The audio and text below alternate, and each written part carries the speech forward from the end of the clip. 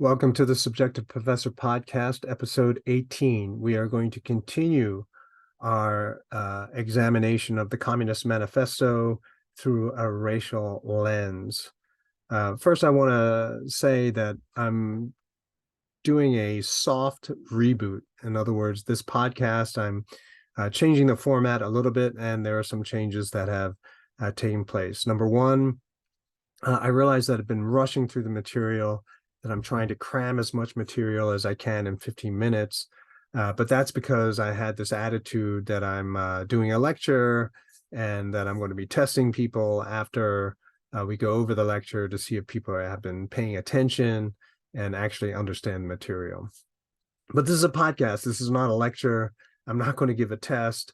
This is just sort of information, trying to get people to think in a certain way so that they can reconceptualize problems, to resolve the problems instead of getting stuck and proposing the same failed solution over and over again.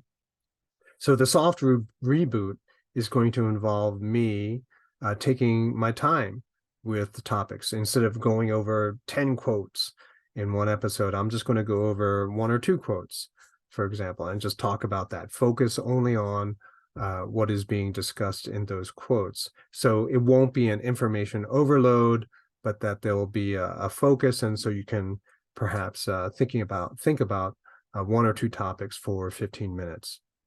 Also, I subscribe to Libsyn, which is basically a podcast hosting site. And so up to this point, I've only been uploading to Rumble and YouTube, but now apparently using Libsyn, they're going to be sending the audio of these podcasts to all of the popular podcasting sites for me, I guess. And so if you do have access or you do listen to podcasts, I think you can find the Subjective Professor on one of those podcasting sites. I think I'm still on a very steep learning curve here, so please bear with me. So those are the two kind of announcements. Now, moving ahead to getting back to the Communist Manifesto, keep in mind that this idea of bourgeoisie and proletariat are two racial categories. And my definition of race is just basically a generalization of a large group of people using one single trait, one identifiable characteristic. And in this case, bourgeoisie, oppressor, right? Proletariat, oppressed. And so anyone who is oppressed, anyone who is a worker, you're proletariat. Anyone who owns the means of production, anyone who hires workers to work for them, you are bourgeoisie. Okay, you are one of the oppressors. It's very interesting, right? Because there are so many different kinds of bourgeoisie. There are honest ones, dishonest ones. There are people who are actually good at their job and other people who are incompetent. And yet all of them are going to be regarded in exactly the same way. We also talked about how workers are very different. And the way that Marx defines workers is anyone who earns a wage or a salary. So doctors are workers as much as janitors are workers, but are their experiences the same? No, they are not. And so we also talked about minimum wage workers in the last episode.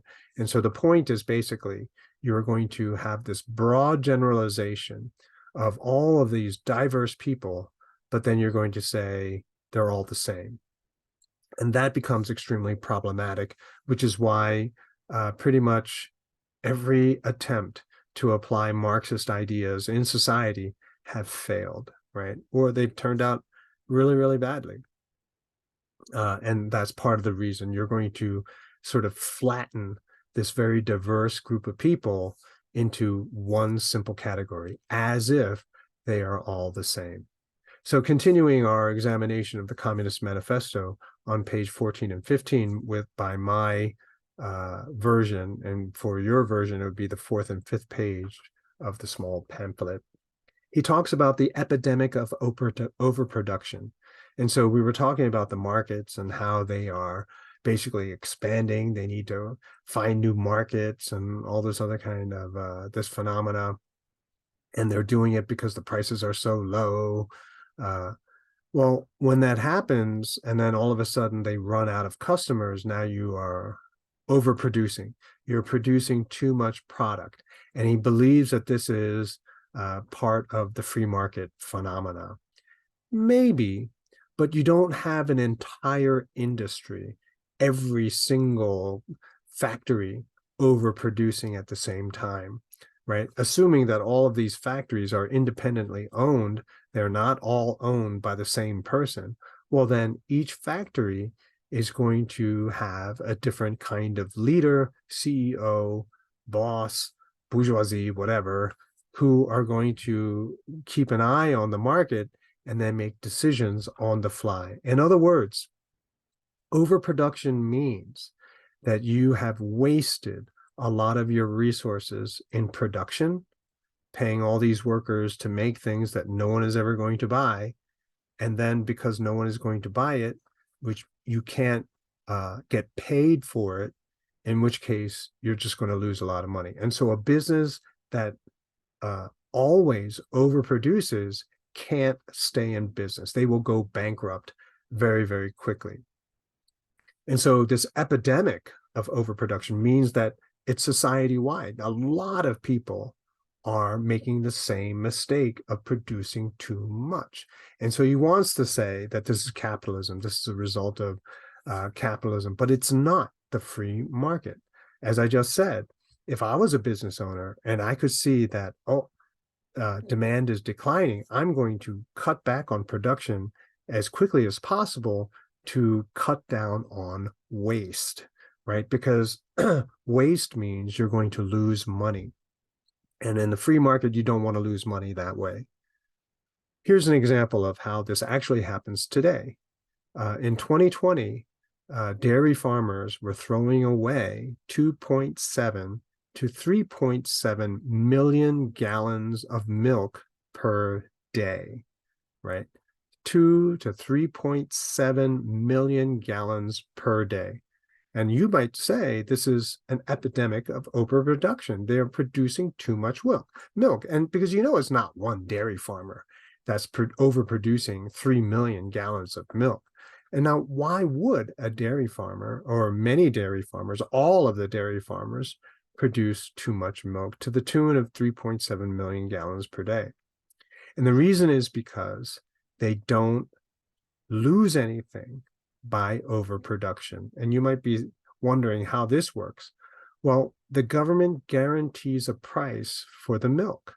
So dairy farmers now realize that no matter how much they produce, the government is going to buy it from them at that promised price.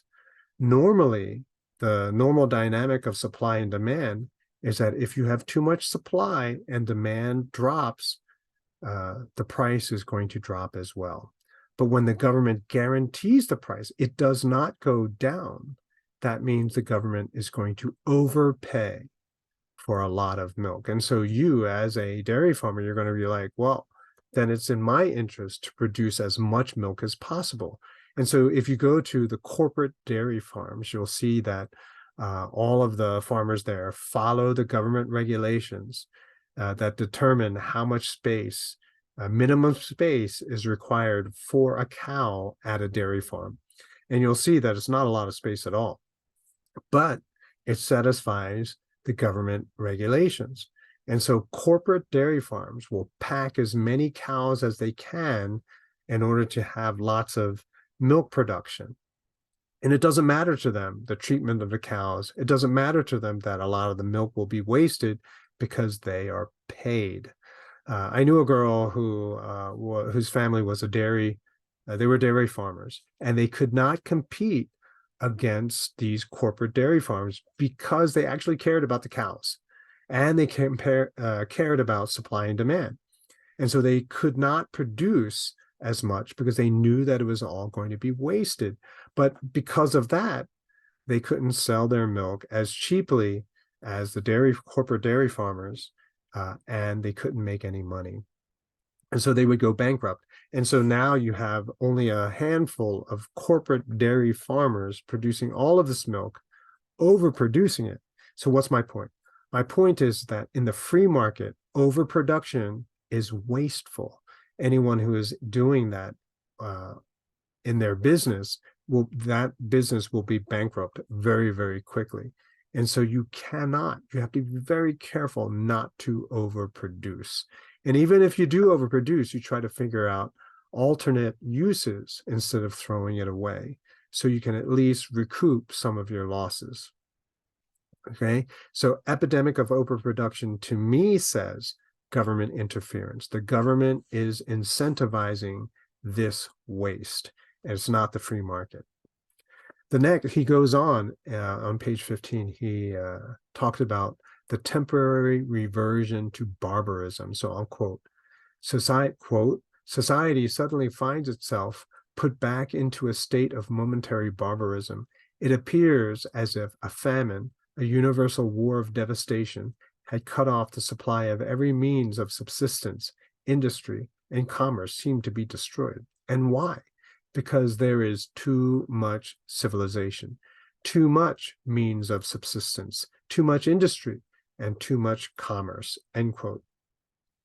So what he's basically saying is, well, we have too much. So better that we don't have enough, right? So this reversion to barbarism is also not favorable, but having too much is also not good. So we have to find a good medium. This is also another attempt of micromanaging all of these diverse people for an optimum result. And you know it will never turn out that way. I just talked about milk, where they tried to guarantee milk prices for the sake of the milk farmers, and then also set the price so that people who consume a lot of milk are not going to be cheated out of overpaying. But then they do overpay, and there is a tremendous amount of waste. So getting back to this example, what does he want then? He doesn't want as much prosperity. He doesn't want the prices to try to ever go lower, but he wants to somehow, have something in between. Okay. But to me, when you have all of this overproduction, it's a bubble. It's an economic bubble. Economic policy on the part of the government has created certain incentives, which has led to people to make bad business choices. And then you have a bubble. So, for example, when the government lowers the interest rates at banks, okay, not only are savers not going to be able to generate income from the money that they saved and that they did not spend, but also it means that mortgage costs, the cost of borrowing money, will be very low. And so if the cost of money, if the money is cheap, right, because the interest rate is the cost of the money, how much you have to pay back.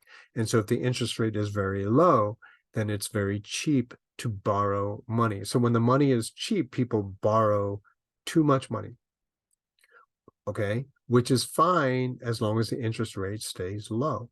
But when the interest rate starts to rise, then people have to start, especially if it's a adjustable rate mortgage, then their payments also rise.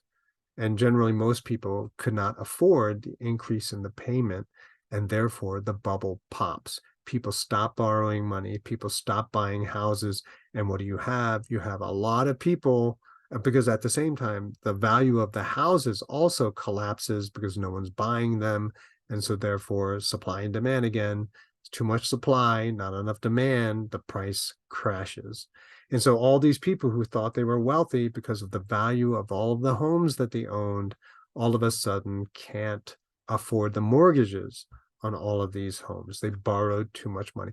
That is a bubble. And if you realize that this has nothing to do with the market, again, this is government interference in the marketplace to create a certain kind of incentive, which is great for the home building market for a period of time. But once you have to bring the interest back to the normal rate, then everything goes sideways. So really what the point here is that these attempts of Marx to show the failures of the market are not failures of the market. Rather, it is the sign and evidence that the government has meddled in the market. They have screwed around with the market, and it has resulted in a disaster. You'll note, and I'm closing with this, and this is a pattern that you're going to see with Marx in chapter 1, is that he never really talks about the government, the role of the government when it comes to these problems that he's discussing. I mentioned it before, but how can a small group of people, the bourgeoisie, how can they control the masses, the proletariat? How do they do that? Because they have the backing of the government. And the government is a monopoly on force. We talked about this before, which means they have a monopoly control of the military and of the police. And so the bourgeoisie is protected by the government so that the proletariat cannot move against them. Okay, but he's very careful to keep the government, any discussion of the government and the role of government, out of the conversation. So that's it for this episode. I'll see you in the next one.